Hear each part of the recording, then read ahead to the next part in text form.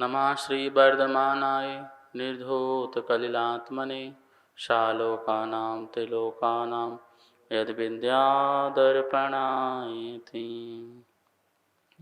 रत्नकंडक श्राप का आचार्य परम मांगलिक ग्रंथ है। आचार्य समंतवत स्वामी द्वारा यह दूसरी तीसरी शताब्दी में लिखा गया है। इसमें 150 श्लोक हैं, संस्कृत भाषा में हैं। संलेखना, समाधि, रत्नत्रय, श्रावक की चर्या आदि का वर्णन है इसमें। और कल 113 नंबर के श्लोक में अपन ने देखा था कि 5 प्रकार के जो पंचसून हैं उनका त्याग मुनिराज का तो है ही है। मुनिराज 5 प्रकार के सून नहीं करते हैं, अर्थात कूटना, पीटना, पीसना, जलाना, पोछा लगाना, झाड़ू लगाना, ये सब काम महाराज जी के त्याग हैं। तो महाराज जी के सामने भी ये कार्य आहार के समय हो तो वो इसको जो है स्वीकार नहीं करते हैं। हमारे सामने ये सून नहीं होना चाहिए, पंच सूना नहीं होना चाहिए। ये पांचों ही कार्य जो हैं हिंसाजनक हैं, इनमें कहीं न कहीं हिंसा हो ही जाती है। तो ये गृहस्थ को मोक्ष क्यों नहीं होता है? गृहस्थ को मोक्ष क्यों नहीं होता है? क्योंकि ये 5 प्रकार की हिंसाओं को छोड़ नहीं पाता है। ये पंच सूना छोड़ नहीं पाता है, इनका त्याग नहीं कर पाता है। बताओ ऐसा कौन सा गृहस्थ है जो इन कार्यों को छोड़ सकता है? कृत से छोड़ देगा तो कारित करवाएगा, कारित छोड़ देगा तो अनुमोदना करना पड़ेगा उसको। कहीं ना कहीं तो उस पंच इसमें भागी हो ही जाएगा ना। वही बोला कि हम तो कूटते नहीं हैं, कूटते नहीं है, कुछ चीज़ नहीं कूटते, हम तो बाज़ार से ले आते हैं, कुटा कुटाया माल ले आते हैं, ठीक है ना, पिसा हुआ माल ले आते हैं। हम आटे मसाले जितने भी हैं सब पिसे हुए ले आते हैं, हमें पीसना नहीं पड़ता महाराज जी। अच्छा, हमें कोई सामान कूटना नहीं पड़ता है, हमें कुछ बनाना ही नहीं पड़ता है, हम तो ऑर्डर करते हैं, बना बनाया भोजन ही आ जाता है। तो महाराज जी हम तो पंच सूना से बच गए ना? नहीं, आपने कृत नहीं किया लेकिन दूसरों से करवाया है, नौकरों से करवाया है, अथवा नौकरों से भी नहीं किया है, जिसने किए हैं उसको आप एक्सेप्ट कर रहे हो तो उसकी आपकी उसमें अनुमोदना हो ही जाती है। तो आप पाप के भागी बन ही जाते हैं। तो आप स्वयं करो या दूसरे से करवाओ या दूसरे लोगों ने किया है उसको तुम स्वीकार करो, तो आपके 5 पाप लग ही जाते हैं। तो गृहस्थ इससे बच नहीं सकता। बच सकता है क्या? पानी भरना हो उससे बच सकता है, चालना हो, पीसना हो, कूटना हो, खाने पीने की वस्तुओं को, इससे बच सकता है? नहीं। इसमें एक और दिया है शब्द श्लोक में, आरंभ। आरंभ, आरंभ खेती बाड़ी, खेती बाड़ी को आरंभ कहते हैं।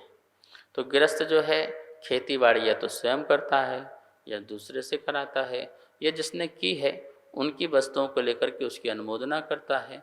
तो ये खेती बाड़ी भी गृहस्थ से दूर नहीं जा सकती। आरंभ वाला काम भी जो है वो गृहस्थ दूर नहीं कर सकता है। इसलिए गृहस्थ के ये इन कार्यों में कहीं ना कहीं सूक्ष्म जीवों की हिंसा या स्थूल जीव जो दिखते नहीं हैं ऐसे जीवों की हिंसा हो जाया करती है, जिस कारण से गृहस्थ को मुक्ति नहीं होती है। मतलब गृहस्थ मोक्ष नहीं प्राप्त कर सकता उस अवस्था में। गृहस्थ ये कार्य करते हुए मोक्ष को प्राप्त नहीं कर सकता है यदि ये कार्य कर। इसलिए मुनिराज ने 5 कार्य छोड़ दिए। ना उनको उनसे द्वारा सूक्ष्म हिंसा होगी और ना ही उनकी स्थूल हिंसा होगी। इसलिए कह रहे हैं कि जब मेरा त्याग है, मुनिराज कह रहे हैं कि मेरा त्याग है, तो मैं ऐसे त्याग वाली जो चीज़ें हुई हैं उनका मैं अपने सामने कैसे उसकी अनुमोदना कर सकता हूँ, उसको कैसे स्वीकार कर सकता हूँ। इसलिए अपने सामने पंच सूना के कुछ भी प्रकार के काम नहीं होने देते हैं। जो हो गया, जो बन गया, आपने अपने निमित्त से भोजन बना लिया, उसी में से आप जो है हमें आहार दे सकते हैं, उसी में से हम उसको ग्रहण कर सकते हैं। अथवा आपने अतिथि संविभाग में से जो भी आपने बनाया है, आपका अतिथि संविभाग व्रत है और उसमें आपने जो कमाया है उसका विभाग बनाया था, उस विभाग से यदि आपने आहार आदि बनाया है त्यागियों को, व्रतियों को, स्वयं को, ठीक है ना। तो उस विभाग से हमने आहार लिया है, लेकिन आप हमारे सामने कोई हिंसा परक कार्य करेंगे तो हम उसको स्वीकार नहीं करेंगे। इसलिए साधु जो हैं पंच सूना आदि के कार्य को अपने सामने नहीं होने देते हैं। यहाँ पर श्लोक के माध्यम से गृहस्थ को दान देते समय क्या क्या सावधानी रखना चाहिए उसकी बात कही गई है। पहली बात कही गई थी कि तुम नवदा भक्ति से आहार दोगे। दूसरी बात कही गई थी कि आप अपने अंदर देखो 7 गुण, मेरे अंदर श्रद्धा भक्ति आदि जो है 7 गुण हैं या नहीं हैं, उनको भी आप देखिए, होना चाहिए। और पंच सूना जो हैं उन्हें आप नहीं करेंगे। उनके सामने कोई भी पेड़ पौधे उखाड़ना और क्या बोलते कि फलों को तोड़ना, सब्जियां तोड़ना, बनाना, ये भी खेती बाड़ी का जो भी काम है वो खेती वाला काम उनके सामने नहीं करेंगे। आरंभ वगैरह कोई कार्य नहीं करेंगे। और अब आगे बता रहे हैं कि यदि इस प्रकार से कोई दाता दान देता है तो उसे किस प्रकार के फल की प्राप्ति होगी। जब हमने इतनी शुद्धता से, इतनी विशुद्धता से और पूरे आगमोक्त क्रियाओं से किसी निर्गंथ गुरु को या चतुर्विद संघ को आहार दान दिया तो उसका हमें क्या फल मिलेगा। तो उसके फल की बता रहे हैं। 114 नंबर का श्लोक है, इसका उच्चारण करते हैं। गृही कर्मणापि निचितम कर्म विमार्ष्टि खलु गृही विमुक्तानाम अतिथीनाम प्रतिपूजा रुधिरमलम धावते वारी। उच्चारण करेंगे पूरा। गृही कर्मणापि निश्चितम कर्म विमार्ष्टि खलु गृही विमुक्तानाम अतिथीनाम प्रतिपूजा रुधिरमलम धावते वारी। एक एक शब्द का अर्थ देखिए यहाँ पर। जिस प्रकार वारी जल रुधिरमलम खून को धावते धो देता है, क्या करता है, धो देता है। निश्चितम निश्चय से उसी प्रकार गृही विमुक्तानाम गृह रहित निर्गंथ मुनियों के लिए दिया हुआ प्रतिपूजा दान खलु वास्तव में गृही कर्मणापि गृहस्थी संबंधी कर्म कार्यों से उपार्जित अथवा सुदृढ़ भी कर विमार्ष्टि कर्म को नष्ट कर देते हैं। यहाँ पर उदाहरण के माध्यम से आचार्य भगवान ने समझाने का प्रयास किया है कि जैसे खून है वो कपड़े में लग जाए तो बोले कि वो भी कपड़ा अमल हो सकता है, मल रहित हो सकता है। रुधिर मलम जो रुधिर शब्द पूरा है, मल, रुधिर मल मतलब ब्लड एक मल है, खून एक मल है। शरीर के अंदर जो कुछ भी है वो मल है, पर उसकी संज्ञा दी गई है जब वो बाहर निकले। जब शरीर से बाहर निकल जाए तो वो उसे मल माना गया है। शरीर के अंदर है तो मल नहीं, शरीर के बाहर है तो मल है। जैसे बाल हैं, अब बाल शरीर से जुड़े हैं तो मल नहीं, शरीर के बाहर आते ही क्या हो जाएगा, वो मल हो जाएगा। ऐसे ही जितनी भी धातु उपधातुएं हैं वो शरीर के बाहर आते ही मल बन जाती हैं, ठीक है ना।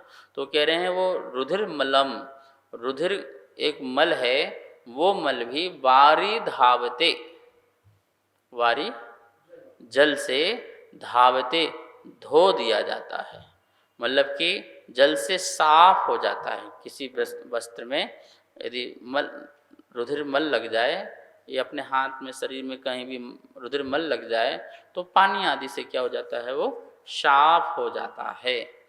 तो कह रहे हैं ऐसे ही जो ग्रस्त है वो अपने आरंभ सारंभ के कार्य में अपनी आत्मा में अनेक प्रकार के कर्म रूपी मल को लगाता रहता है। कभी कुछ करता है, कभी कुछ करता है, तो कितने प्रकार के कर्मों का बंधन होता ही रहता है, क्योंकि वो पूर्ण हिंसा, झूठ, चोरी, कुशील, परिग्रह का त्यागी नहीं बन पाता है, पूर्ण 5 पापों का त्याग नहीं कर पाता है, अवसुना आदि कार्य करता रहता है, तो जिसके कारण उसके कर्म रूपी मल का लेप जो है लगता रहता है। तो बोले कि दान रूपी पानी से, कौन पानी से? दान रूपी वारी से, प्रति पूजा वारी, जो प्रति पूजा है उनकी जो दान आदि जो है उनके लिए जो दिया जाता है, उस रूप जल से किनको? अतिथि नाम, तिथि, जिनकी कोई तिथि नहीं होती है आने की और जाने की, वो अतिथि कहलाते हैं। ऐसे अतिथि कौन कौन है? अतिथि यहाँ पे श्लोक में दिया है, गृह कर्मणापि निश्चितम, जो गृह के कर्म से निश्चितम रहित हो गए हैं। क्या हो गए हैं? गृह कार्य से रहित हो गए, मतलब जो गृहस्थ हैं, एक गृहस्थपना से दूर हो गए हैं। ऐसे निश्चय करके, जो निश्चय करके, निश्चितम निश्चय करके, जो गृहस्थ, गृह विमुक्ता नाम, गृह विमुक्ता नाम, जो गृह से विमुक्त हो चुके हैं, ऐसे मुनियों को जो प्रति पूजा अर्थात दान देता है, उसके कह रहे हैं कर्म विमाष्टि। कर्म विमाष्टि मतलब कर्म का जो समूह है वो भी नष्ट हो जाता है, कर्म का जो मल है वो भी क्षय को प्राप्त हो जाता है। तो कितना आसान है कर्म को धोने के लिए। गृहस्थ को 24 घंटे में जो भी पाप लगते हैं उसको धोने के लिए एक दान ही श्रेष्ठ उपाय है। हमें प्रतिदिन दान करना चाहिए। इसलिए गृहस्थों के षट कर्तव्य में आचार्य भगवान ने एक दान रखा है। रखा नहीं रखा? देव पूजा, स्वाध्याय, संयम, तप, दान, 6 कर्तव्य बताए हैं ना। तो 6 कर्तव्य में एक कर्तव्य का दान का रखा है कि तुम दान देते रहोगे तो रोज़मर्रा में जो तुमसे आरंभ सारंभ हो जाते हैं सावधानी बरतते समय भी, यद्यपि तुम अपने गृहस्थ कार्य भी करते हो तो उसमें बड़ी सावधानी रखते हो कि मेरे द्वारा किसी प्रकार से कुछ गलत ना हो जाए, कोई पाप ना हो जाए। इन सावधानी रखते समय में भी जो कार्य होने हैं वो तो हो ही जाते हैं। जो आरंभ सारंभ करेंगे, संघर्षण करेंगे, झाड़ू लगाएंगे, पोंछा लगाएंगे, तो ये कुछ ना कुछ काम में कोई ना कोई जीव हिंसा आदि तो हो ही जाती है। व्यापार आदि में झूठ आदि बोल ही जाया जाता है। विरोधी हिंसा में कुछ न कुछ की हिंसा हो ही जाती है। तो इन सब के जो आपने पाप के बंध बांधे हैं, कर्म बांधे हैं, तो कह रहे हैं दान देने से वो धुल जाते हैं। इसका ये मतलब नहीं कि तुमने बढ़िया 100 रुपये गुल्लक में डाला आज, और आज गुल्लक में डाल के आ गए, कल का पाप खत्म, अब नया स्टार्ट करते हैं, फिर 100 रुपये डाले, तो इस 100 रुपये में पाप नहीं झड़ रहे। कि आपने गुल्लक में 100 रुपये डाले, अच्छी बात है, आप गुल्लक में पैसे डालिए, डालना ही चाहिए, मंदिर की व्यवस्थाएं होती हैं। और फिर आपने मंदिर का द्रव्य आदि भी उपयोग किया है, आप मंदिर का हर वस्तु उपयोग करके आए हो, तो ये आपके द्वारा उस वस्तु का जो भी आपने उपयोग किया है वो समझ लो उसका अनुदान है। लेकिन यहाँ पे कह रहे हैं दान, आहार दान, औषध दान, अभय दान और ज्ञान दान। देखो ये चारों प्रकार के जो दान है ना, बिना भक्ति से नहीं दिया जाएगा। और जब आप इन चारों प्रकार के दान को बहुत ही तीव्र भक्ति से दोगे तो कह रहे हैं कि यही दान तुम्हारा जल का काम करेगा।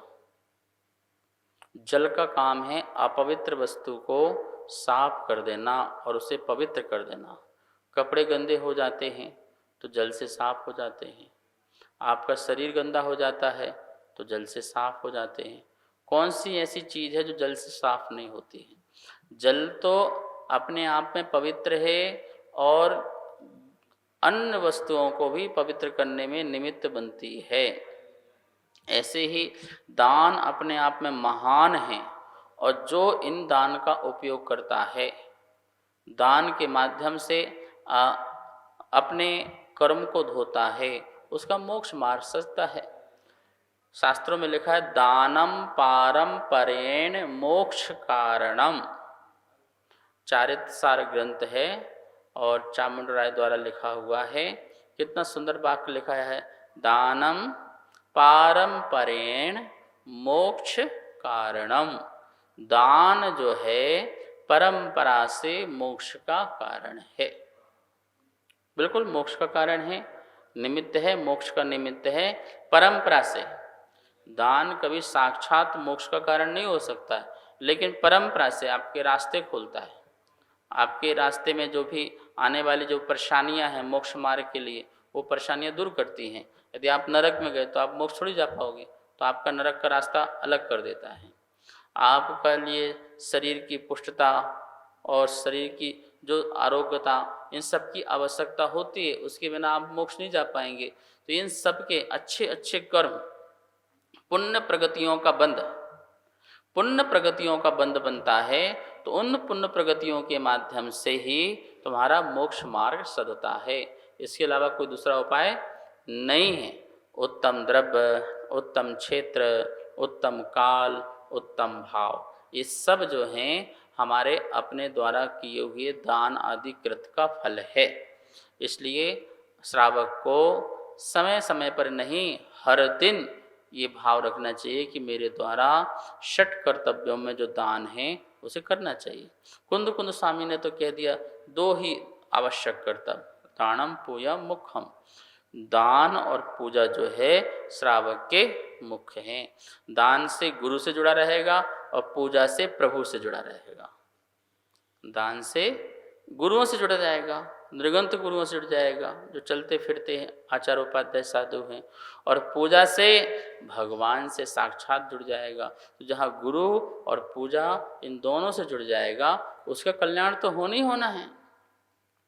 और यहाँ कल्याण नहीं होगा तो कहाँ कल्याण होगा? फिर तो संसार में कोई दूसरा स्थान ही नहीं है। तो दान के माध्यम से आप गुरुओं से इतने घनिष्ठ जुड़ जाते हो कि एक दिन स्वयं भी आप उनके मार्ग में चले जाते हो।